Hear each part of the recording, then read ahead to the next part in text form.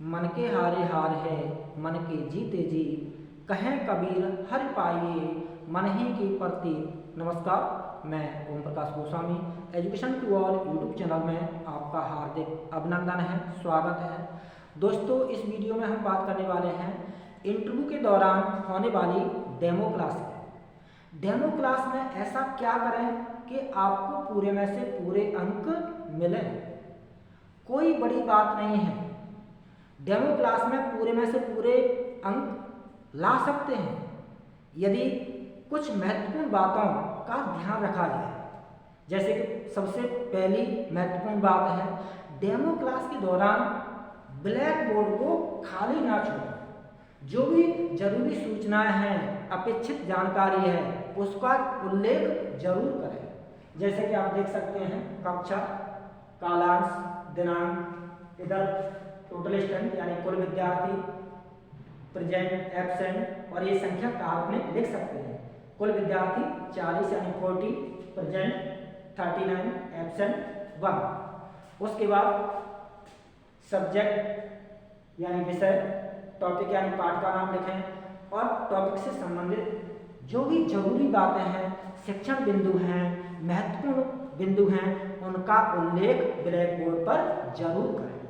यानी all over black board भरा हुआ दिखना चाहिए, सुंदर दिखना चाहिए। दूसरी महत्वपूर्ण बात है, टॉपिक की बात करने से पहले, डेमो क्लास में टॉपिक की बात करने से पहले प्री नॉलेज की बात करें, पूर्व ज्ञान की बात करें, और पूर्व ज्ञान की बात करते हुए बच्चों को टॉपिक से जोड़ने की कोशिश करें।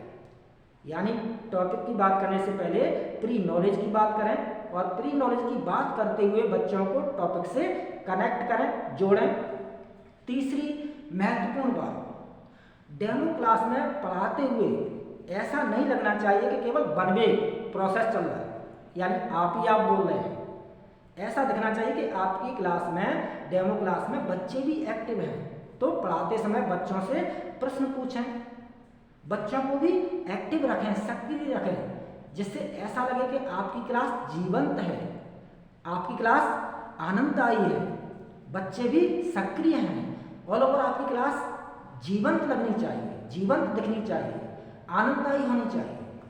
चौथी महत्वपूर्ण बात, टॉपिक को परिवार, समाज, आसपास, डेली लाइफ, पर्यावरण से कनेक्ट करने की कोशिश करें।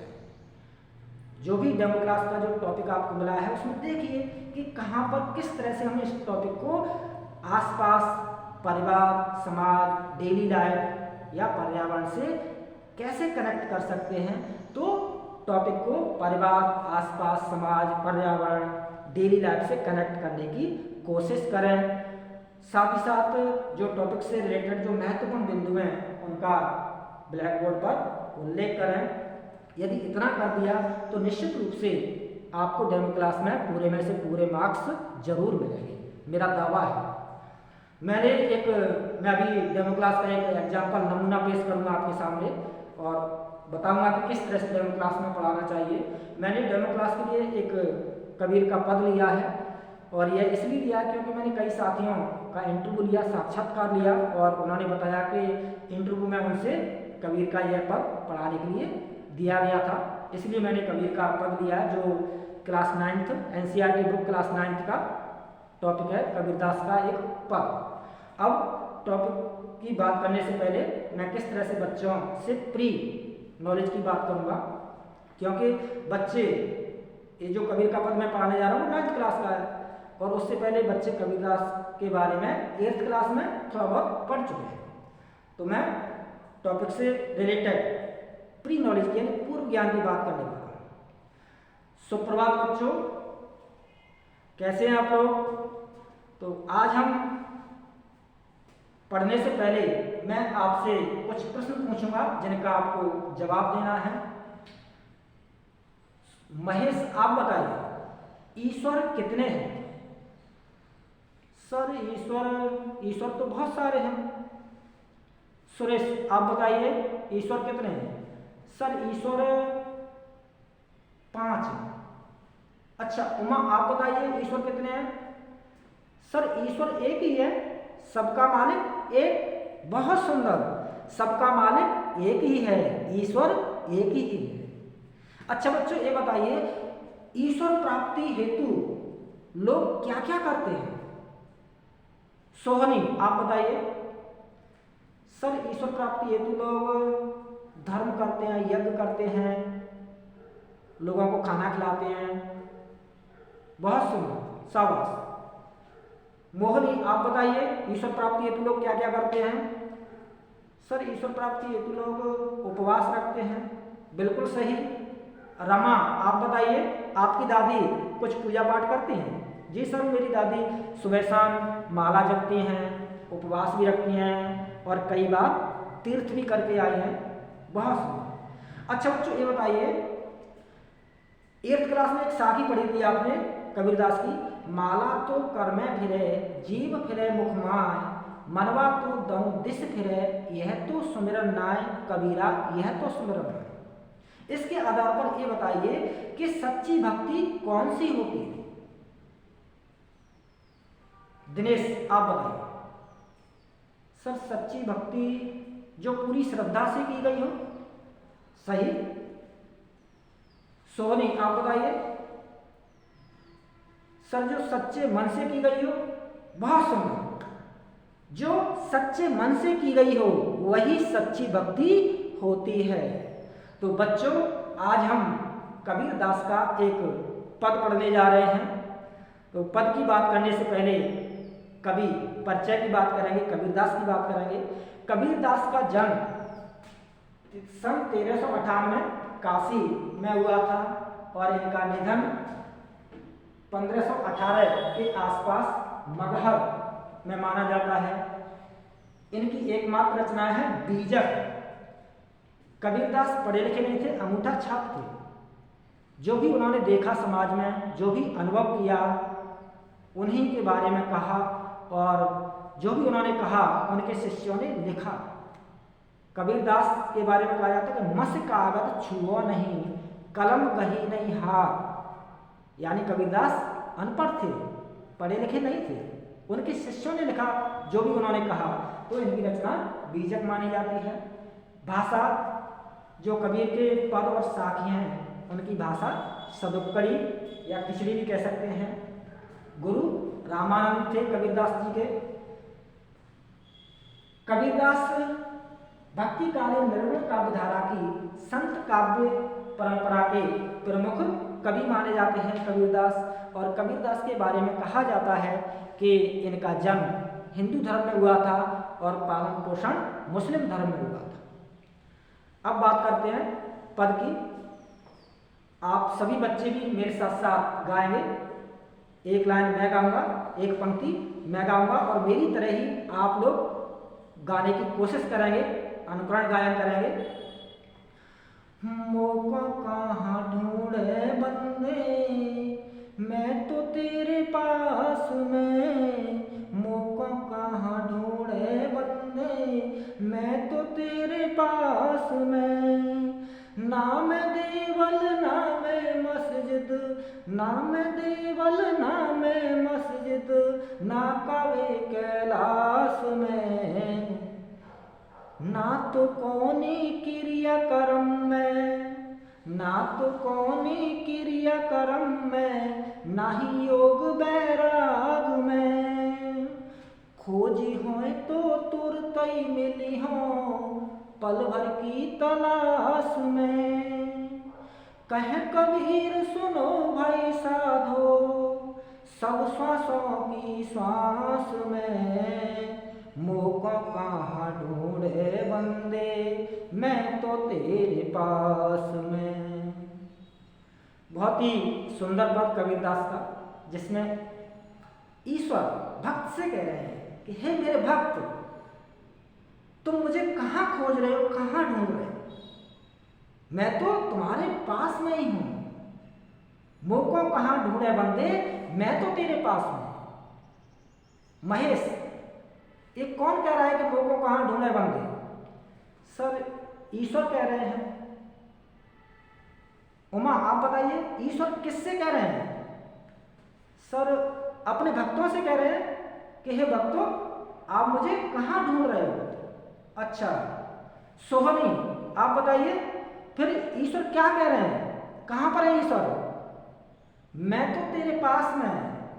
सर ईश्वर भक्तों के पास में ही है। बहुत सुंदर। तो इसी तरह से ध्यान से सुनाएं।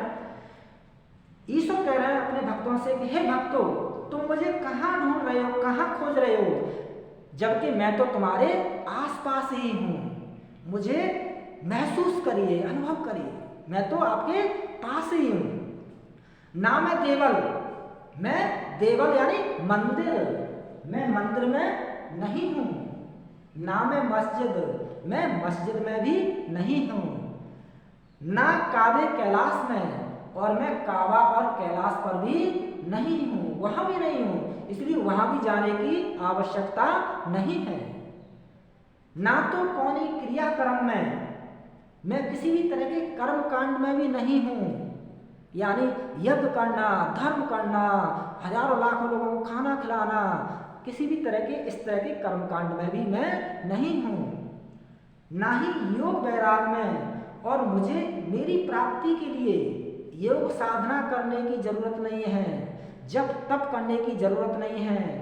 वैराग यानी वैराग्य, घर परिवार को छोड़ करके, साधुओं जैसे वस्त्र धारण करके एकांत में जा करके तप करने में भी मैं नहीं हूँ। खोजी हो तो तुरते ही मिली हूँ। ईश्वर क्या कह रहे हैं बच्चों कि यदि तुम मुझे सच्चे मन से तलाशोगे, खोजोगे, तो मैं पल भर की तलाश में तुम्हें मिल सकता हूँ। कबीरदास क्या कह रहे हैं बच्चों कि कहे कबीर सुनो भाई साधो, सब श्वासों की श्वास में। ईश्वर हमारी किस में बसे हुए हैं रमेश? सब श्वासों में। बहुत सुंदर। ईश्वर हमारी श्वासों में बसे हुए हैं।